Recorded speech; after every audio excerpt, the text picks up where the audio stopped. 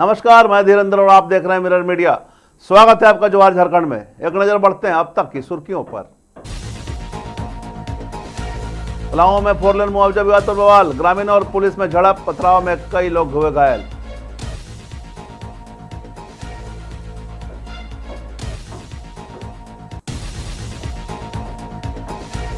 अंडाल में ईडी की बड़ी रेड, सुभाष नगर में दस्तावेज खंगाले, जांच से मचा हड़कंप।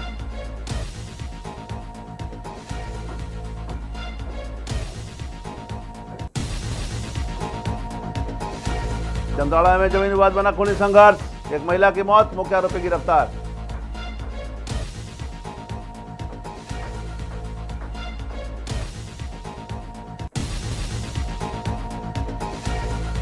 जेपीसीपीटी परीक्षा पर बवाल, जेल के एमकार रांची में प्रदर्शन, अध्यक्ष का पुतला फूंक कर जांच की मांग।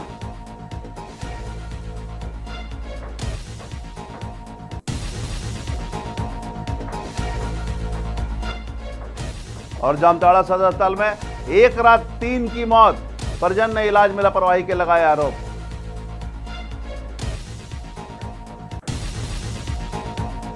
और अब खबरें विस्तार से।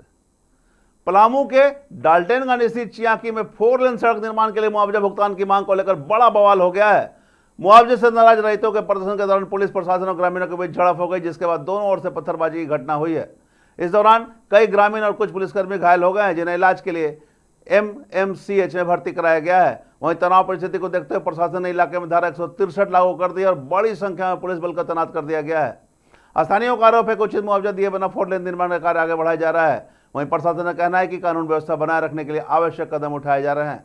फिलहाल मौके पर प्रशासनिक अधिकारी कैंप कर रहे हैं और हालात पर लगातार नजर रखी जा रही है। व्यवस्था खराब होते समय हम लोग अनाउंस करा रहे थे पिछले 10-15 दिन से। हम लोगों ने 163 भी लगाया है, हम लोगों ने कन्विंस भी किया। सुबह आने के बाद हमारे मजिस्ट्रेट और हमने टाइम भी दिया, उसके बावजूद वो लोग इसकी बहाना को बना करके ओरिजिनल सूट में गए हैं, अंश का बंटवारा नहीं, ऐसे करके वो लोग विवाद खड़ा किया। और कुछ महिलाएं थी जो पत्थरबाजी कर रही थी और कुछ पुरुष उनके सपोर्ट में थे, वो लोग पत्थरबाजी कर रहे थे। महिलाएं के ऊपर महिलाओं के द्वारा पत्थरबाजी किया गया। फिर दाहिने तरफ जहाँ ईंटा और बोल्डर का टुकड़ा टाइप का रखा हुआ था, ब्रिक्स टाइप का, वो इस पार्ट के ग्रामीणों द्वारा चलाया गया। तब जवाबी की स्थिति में फिर नोकझोंक हुई और इस तरह का हुआ। लेकिन हम लोग हर संभव प्रयास किए कि किसी को कोई हताहत ना हो। फिर भी हमारे पुलिस जवान भी 2 घायल है, 2 पुलिस जवान का मोबाइल टूटा है और हम लोगों को खदेड़ा भी गया है। हम लोग भी एक तरह से हम लोग को खदेड़ने का प्रयास किया, जबकि लॉफुल राइटफुल वो अपने जगह पे नहीं।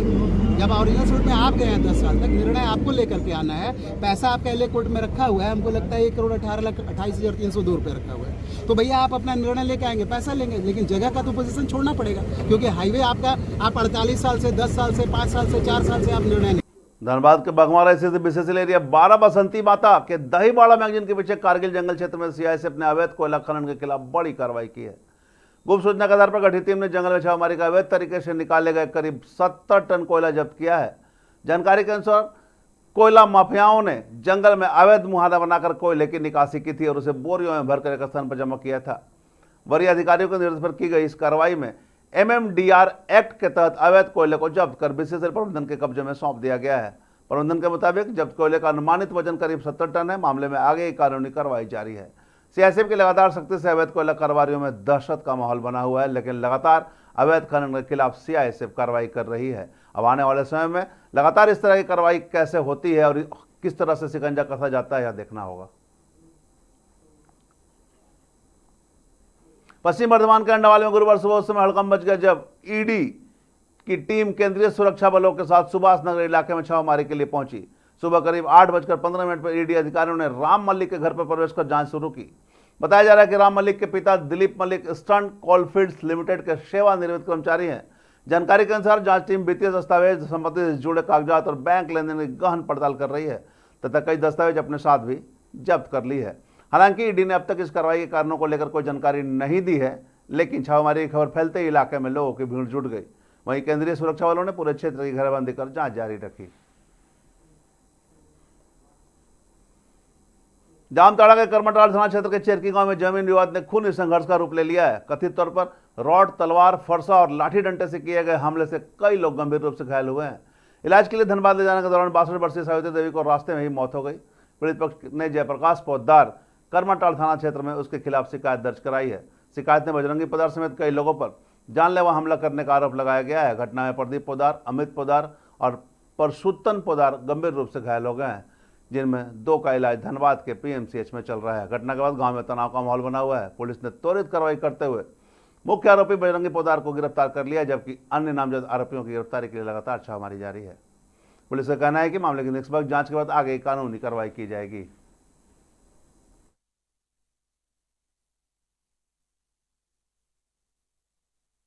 ये बजरंगी कहाँ का है और क्या करता है? बजरंगी हमारा गांव का है और पुराना झगड़ा चल रहा है जमीन का। वो बार बार जबरदस्ती करता है। हम लोग कहीं खेत में भी जबरदस्ती करता है, कहीं घर भी बना रहे हैं तो वहाँ भी आके लाठी डंडा लेके पूरा मारपीट करना स्टार्ट कर देता है। मेरा घर भी तोड़ा है, उसका भी केस चल रहा है, उसका वीडियो चल रहा है, वीडियो भी थाना में दिया हुआ है। बजरंगी पोद्दार, उसका बाप का नाम गेंदो पोद्दार, गुलटन पोद्दार, रामू पोद्दार, दिनेश पोद्दार। बजरंगी का बीवी लाठी चला रही थी। बजरंगी का जो बड़की माँ है वो भी लाठी लेके लाठी चला रही थी। सबको मिल के मारा है, हमारा माँ को, हमारा भाई को, हमारा पिताजी को। झारखंड लोकतांत्रिक मोर्चा पीटी परीक्षा में कथित अनियमितताओं को लेकर जोरदार विरोध प्रदर्शन कर रही है। प्रदर्शन के दौरान कार्यकर्ताओं ने जेपीएससी अध्यक्ष का पुतला फूंकते हुए चयन प्रक्रिया की निष्पक्ष जांच की मांग की। संगठन के नेताओं ने आरोप लगाया कि परीक्षा परिणाम में बड़े पैमाने पर गड़बड़ी हुई और चयन प्रक्रिया प्रदर्शित नहीं रही है। साथ ही कुछ गंभीर आरोप भी लगाए गए हैं, जिनमें परीक्षा में कथित खरीद फरोख्त और बाहरी राज्यों के अभ्यर्थियों के चयन का दावा शामिल है। इन आरोपों की स्वतंत्र पुष्टि नहीं हुई है, लेकिन प्रदर्शनकारियों ने सरकार से पूरे मामले की उच्च स्तरीय और निष्पक्ष जांच करने की मांग की है। जेएलकेएम ने चेतावनी दी है कि यदि आरोपों की निष्पक्ष जांच नहीं कराई गई और उचित कार्रवाई नहीं हुई तो राज्य भर में व्यापक आंदोलन छेड़ा जाएगा। संगठन का कहना है कि युवाओं के भविष्य से किसी भी तरह का समझौता स्वीकार नहीं किया जाएगा।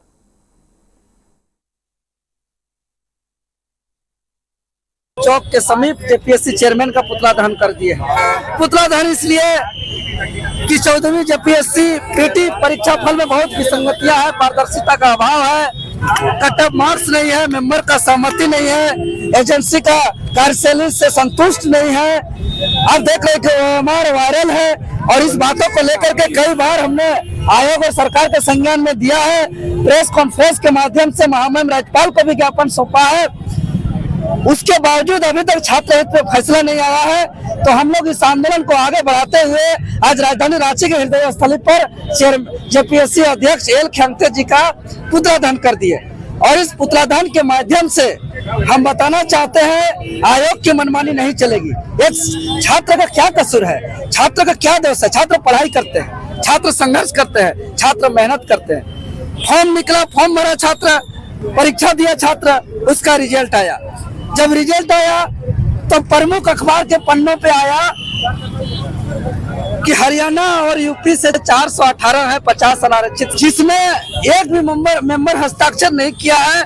यहाँ के सभी मेंबर असंतुष्ट। आज जो है स्टूडेंट रोड पर नहीं होते, जब तक कोई कारण नहीं होता है तब तक उसमें किसी तरह का क्वेश्चन मार्क नहीं लगता है। आज निरंतर ये लोग सीट बेचने का काम कर रहे हैं। यहाँ तक कि एग्जाम स्टूडेंट लिखता है, उसकी तैयारी करती है, उसे अच्छा रिजल्ट का अपेक्षा होता है, परंतु आज ये लोग सरकार और सरकारी तंत्र में स्थापित जो भी सिस्टम है, ये लोग इतने बिकाऊ हो गए हैं कि एक एक सीट का ये लोग 65 का जुगाड़ी करते हैं कि कौन बोली सबसे ऊंचा लगाएगा, वो बोली में सबसे ऊंचा रैंक दिया जाएगा। आज ये लोग का जो सिस्टम है, इसको निश्चित रूप से झारखंड लोकतांत्रिक क्रांतिकारी मोर्चा कुचलने का काम करेगी। इसलिए करेगी कि आज स्टूडेंट इसके साथ में, हमारे साथ में है और जब जब जो मुद्दा हुआ उसके लिए निश्चित रूप से हम लोगों को सड़क पर आने की जरूरत पड़ता है। ये झारखंड सरकार ने वर्ष 2030 तक रेबीज से होने वाली मौत को पूरी तरह समाप्त करने का लक्ष्य तय किया है। इसी दिशा में राष्ट्रीय स्वास्थ्य मिशन के तत्वाधान में नामकुम में स्थित आरसीएच कैंपस में राज्य स्तरीय समीक्षा बैठक आयोजित की गई। बैठक की अध्यक्षता एनएचएम के अभियान निदेशक शशि प्रकाश झा ने की। उन्होंने सभी सरकारी अस्पतालों में एंटी रेबीज वैक्सीन और इम्यूनोग्लोबुलिन की निर्बाध उपलब्ध सुनिश्चित करने के निर्देश दिए। साथ ही सभी सिविल सर्जनों को कम से कम 3 माह का बफर स्टॉक बनाए रखने और समय पर इंडेंट भेजने का कहा गया। बैठक में वन हेल्थ दृष्टिकोण के तहत स्वास्थ्य, पशुपालन, नगर निगम, वन विभाग और पंचायती राज विभाग के संयुक्त प्रयासों पर जोर दिया गया। आवारा कुत्तों को संख्या नियंत्रित करने, शेल्टर में विकसित करने और उनके देखभाल की बेहतर व्यवस्था पर भी विस्तार से चर्चा की गई।